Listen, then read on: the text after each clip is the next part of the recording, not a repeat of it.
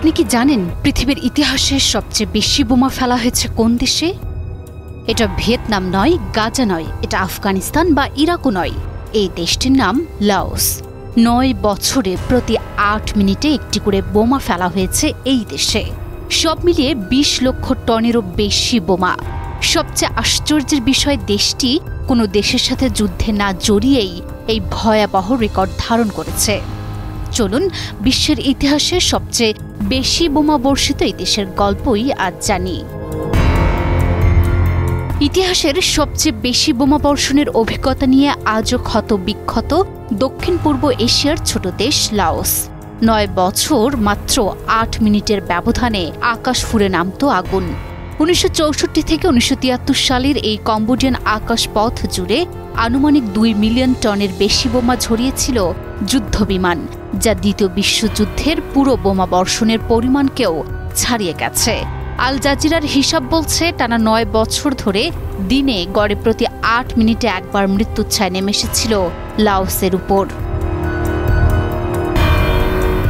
লাওসের ইতিহাসের দিকে তাকালে দেখা যায়, প্রাচীনকাল থেকেই লাওসে বসবাস করত অসংখ্য নৃতাত্ত্বিক জনগোষ্ঠী, যারা প্রত্যেকেই নিজস্ব ভাষা ও সংস্কৃতির বাহক। কিন্তু এই শান্ত ভূমির ওপর দীর্ঘদিন ধরেই ভর করেছিল প্রতিবেশী শক্তিগুলোর দৃষ্টি। ঔপনিবেশিকতার ঝড়ে 18 ও 19 শতকে এশিয়া যখন উত্তাল, তখনই 1893 সালে ফরাসি ইন্দোচীনের অংশ হয়ে যায় লাওস। মেকং নদীর নিয়ন্ত্রণই ছিল ফরাসিদের মূল লক্ষ্য। দ্বিতীয় বিশ্বযুদ্ধের উত্তাপে আবারও পাল্টে যায় প্রেক্ষাপট। ফরাসিদের হাত থেকে লাওস চলে যায় উচ্চাকাঙ্ক্ষী জাপানিদের দখলে। যুদ্ধ শেষে ক্ষণিকের স্বাধীনতার স্বাদ পেলেও শীঘ্রই ফের চেপে বসে ফরাসি কর্তৃত্ব। এরপর 1959 সালে গৃহযুদ্ধ শুরু হয়, যা শেষ হয় 1975 সালে। এই যুদ্ধে একদিকে ছিল আমেরিকার গোয়েন্দা বাহিনী, CIA এর প্রশিক্ষণপ্রাপ্ত ক্ষুদ্র নৃতাত্ত্বিক জনগোষ্ঠী এবং রয়্যাল লাওস সরকার, যারা ছিল কমিউনিস্ট বিরোধী। অপরদিকে ছিল প্যাথেট লাও, যাদের মূল সমর্থনদাতা ছিল চীন, সোভিয়েত ইউনিয়ন এবং ভিয়েতনাম। অর্থাৎ লাওস স্নায়ুযুদ্ধের দুই পক্ষের যুদ্ধক্ষেত্রে পরিণত হয়েছিল।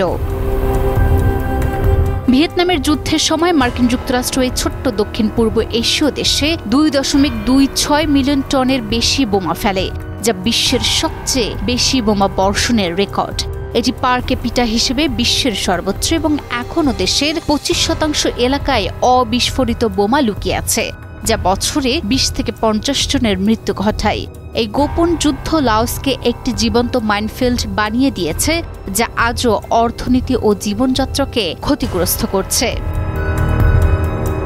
লাওসের গৃহযুদ্ধ শেষ হয় 1975 সালে, কিন্তু আমেরিকার নির্মম বোমা হামলায় প্রাণ হারায় দেশটির মোট জনগোষ্ঠীর প্রায় 1/10। বোমা হামলায় মৃত ব্যক্তিদের 98% ছিল বেসামরিক ব্যক্তি।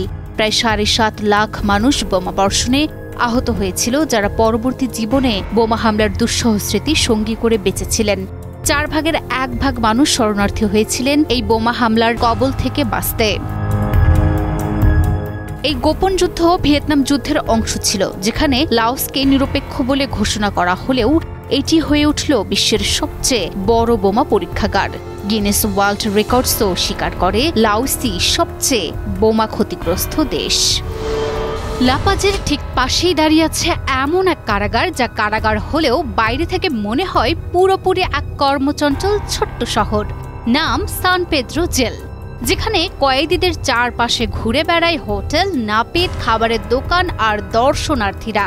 চাইলে আপনিও কয়েদিদের সঙ্গে পার্টি করে আসতে পারবেন। আরও অবিশ্বাস্য মনে হলেও সত্যি যে এই জেলে প্রহরী নেই, পুলিশ নেই, তবু কেউ পালিয়ে যায় না। চলুন আজ চলে যাওয়া যাক পৃথিবীর সবচেয়ে অগোছালো এবং সবচেয়ে সুন্দর অবিশ্বাস্য কারাগারের ভেতরে। বলিভিয়ার রাজধানী লা পাজের পাশেই অবস্থিত সান পেদ্রো জেল, যাকে জেল বললে ভুল হবে। এটা আসলে একটা ক্ষুদ্র শহর। 1890 সালে 500 জনের থাকার জন্য নির্মিত হয়েছিল জেলটি। তবে বাইরে থেকে এটি দেখতে অন্যান্য ল্যাটিন আমেরিকান কারাগারের মতো, কিন্তু ভেতরে এটি বন্দী এবং তাদের পরিবারবর্গ দ্বারা অধ্যুষিত একটি ছোট্ট শহরের মতো সংগঠিত। গেটের বাইরে এটি প্রায় একটি সাধারণ ব্যারিয়ার মতো দেখায়, যেখানে রেস্তোরাঁ এবং রাস্তার বিক্রেতা, মানুষ এবং রঙিন দেয়াল রয়েছে। আপনি যদি কখনো চোখ না তোলেন তাহলে আপনি হয়তো বুঝতেই পারবেন না এটা কারাগার। কিন্তু যখনই চোখ তুলে তাকাবেন দেখবেন সান পেদ্রোর ভেতরে আছে পুরো একটা শহর। বন্দিরাই দোকান চালায়, রান্না করে, চুল কাটে, এমনকি কোকেন বানায়। হ্যাঁ, ঠিকই শুনেছেন, এই কারাগারে বিশ্বের সবচেয়ে খাঁটি কোকেন তৈরি হয়, কারণ বলিভিয়াতেই কোকা চাষ বৈধ। বন্দিরা সপ্তাহে 4 দিন কারাগারের ভেতরেই কোকেন উৎপাদন করে আর সেটা বাইরে পাচার করে।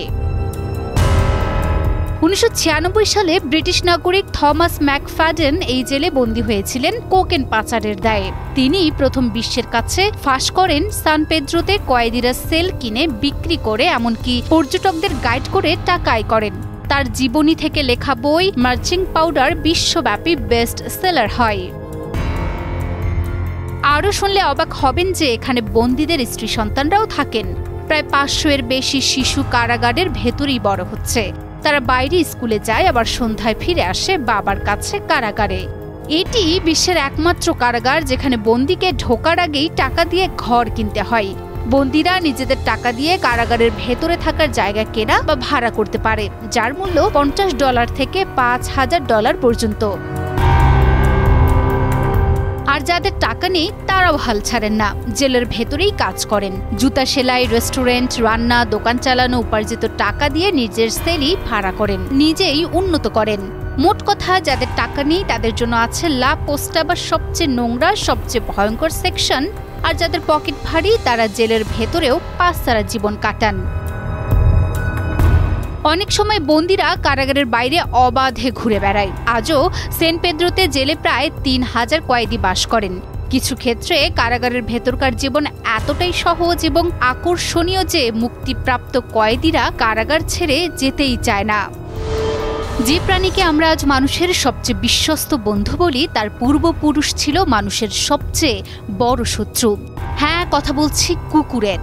বিড়ালের পর গৃহপালিত প্রাণী হিসেবে সবচেয়ে জনপ্রিয় হচ্ছে কুকুর। তবে আপনারা কি জানতেন কুকুরের পূর্বপুরুষ হিংস্র নেকড়ে ছিল? যে হিংস্র নেকড়ে হাজার হাজার বছর আগেও মানুষের বসতিতে হানা দিত, গবাদি পশু ছিঁড়ে খেত, সেই নেকড়েরই বংশধর আজ আমাদের কোলে শুয়ে ভৌ ভৌ করে। তাহলে কিভাবে ঘটল এই অবিশ্বাস্য রূপান্তর? চলুন খুঁজে দেখি হিংস্র নেকড়ে থেকে মানুষের বিশ্বস্ত কুকুর হয়ে ওঠার রহস্যময় যাত্রা। হিংস্র নেকড়ে থেকে গৃহপালিত কুকুর হয়ে ওঠার প্রক্রিয়াটি মূলত মানুষের সঙ্গে নেকড়ের সহাবস্থান এবং হাজার হাজার বছর ধরে কৃত্রিম নির্বাচনের মাধ্যমে সম্পূর্ণ হয়েছে। মানুষ যখন শিকারী সংগ্রাহক ছিল তখন কিছু বুদ্ধিমান ও সুযোগ সন্ধানী নেকড়ে মানুষের আবর্জনা বা উচ্ছিষ্ট থেকে খাবার পেত। এই নেকড়েরা ধীরে ধীরে মানুষের কাছাকাছি আসতে শুরু করে এবং মানুষও তাদের প্রতি আকৃষ্ট হয়। কুকুরের ঘরোয়াকরণ হয়েছে মূলত কম ভয় এবং বেশি সোশ্যাল নেকড়েদের বারবার প্রজননের মাধ্যমে, যার ফলে নিউরাল ক্রেস্ট স্টেম সেলের জিন নেটওয়ার্কে ছোট পরিবর্তন এনে পুরো চেহারা, আচরণ ও হজম শক্তি বদলে দিয়েছে। বিজ্ঞানীরা বলছেন আজ থেকে প্রায় 60 মিলিয়ন বছর আগে এশিয়ার জঙ্গলে ঘুরে বেড়ানো ছোট্ট শিকারী মিয়াসিস থেকেই শুরু হয়েছিল এই অবিশ্বাস্য যাত্রা। সময়ের স্রোতে এগিয়ে 30 থেকে 40 মিলিয়ন বছর আগে মিয়াসিস রূপ নেয় কায়োনোডিকটিসে, যা দেখতে ছিল বর্তমান নেকড়ের মতো। এরপর লাখো বছরের বিবর্তনের নাটকীয় বাঁকে এই প্রজাতি ভাগ হয়ে ছড়িয়ে পড়ে 2 মহাদেশে। ইউরেশিয়ায় থাকা টমারচাসের বংশধর হয়েই জন্ম নেয় নেকড়ে, শিয়াল আর কুকুর। একটি নেকড়ে একটু কম ভয় পায়, একটু কম আক্রমণাত্মক। তারাই ধীরে ধীরে মানুষের ফেলে দেয়া হাড় মাংস খেতে শুরু করে। মানুষও বুঝতে পারে এই কম হিংস্র নেকড়েগুলোকে কাছে রাখলে শত্রু নেকড়ে বা অন্য হিংস্র প্রাণী থেকে সতর্কতা পাওয়া যায়।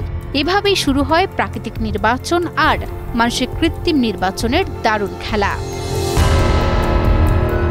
এতদিন ধরে প্রচলিত ছিল কুকুরের সাথে মানুষের সম্পর্ক অন্তত 15,000 বছরের পুরনো। ঠিক কবে থেকে কুকুর আর মানুষ একসাথে থাকা শুরু করেছে তা নিয়ে মতভেদ ছিল।